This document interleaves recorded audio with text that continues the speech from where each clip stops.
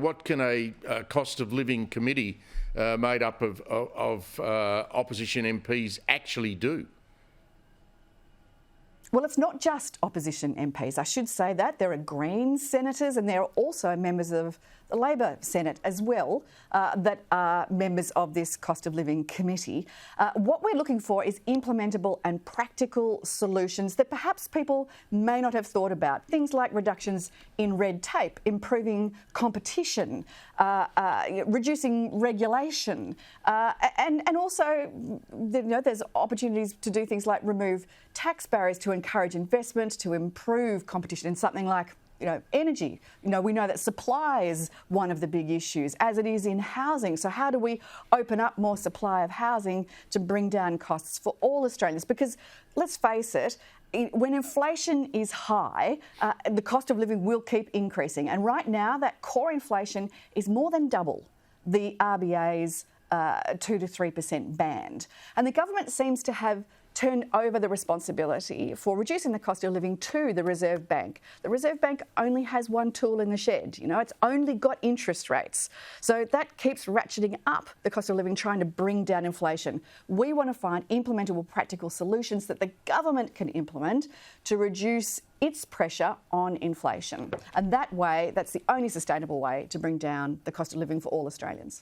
I know you've not started on this yet, but what are you hearing anecdotally about how tough it is for people out there? I'm in Sydney at the moment, and where I'm actually staying at the moment, I've just been quite surprised at the number of homeless people who are sleeping out rough in the streets, which in a city as wealthy as Sydney, I just shake my head when I see that and think to myself, what's Australia doing to these people? So what are you hearing about how hard people are actually doing it right now, Senator?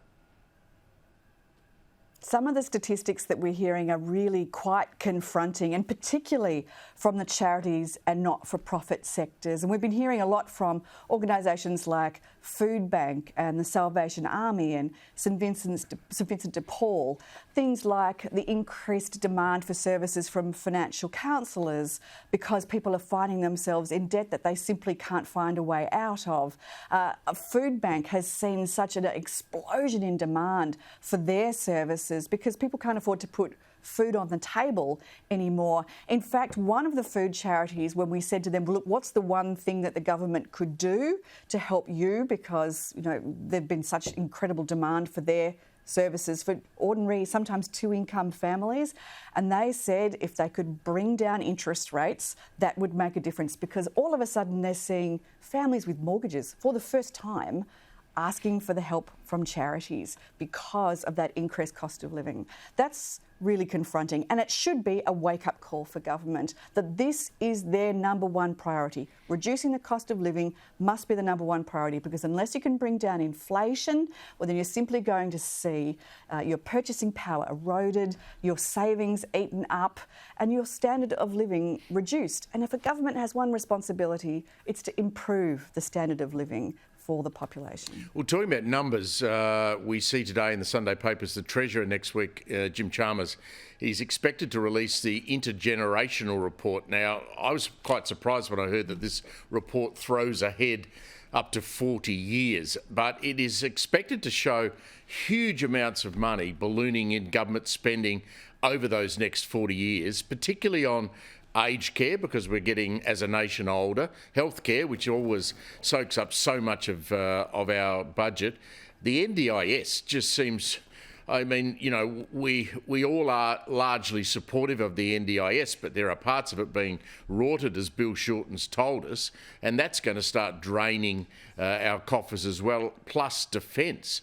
So 140 billion is the estimate that we'll have to raise extra each year between now and those 40 years. That's almost impossible task without a complete change to the way the economy's run, isn't it? Well, it does sound to me like a Trojan horse for raising taxes, an excuse to not go ahead with those stage 3 tax cuts. I mean, let's face it, this, whatever we've seen from the intergenerational report, and you're right, we've only seen a little bit of it so far, is nothing new. In fact, the intergenerational report from only 2 years ago because Jim Chalmers has brought forward the intergenerational report. Used to be every 5 years, now it's once every term of government. It's actually no real new news here. And not only that, but the budget said the same, that we knew that aged care, that the NDIS and that health were going to be the three biggest costs to the budget. What it doesn't do, unfortunately, is provide any solutions, particularly to things like growing the economy, so that as a proportion of, of the economy, those additional costs aren't a growing proportion of the economy. So I think that's a real concern. With the NDIS, you're absolutely right. The costs are skyrocketing. In the last term of government, we did propose some reforms to the NDIS, which were knocked back by the government. Of course, now that Labor are in power, they've looked at the NDIS and realised that it is out of control. It's growing at around 14% per annum.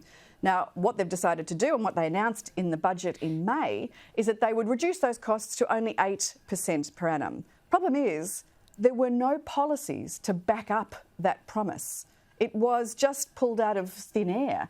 They've said, oh, that's right, we'll work that out at a conference that we're going to do in November. Well, you can't budget that way. You can't say, we're going to put a price cap on it or, a cost cap on it. That's not how budgets work.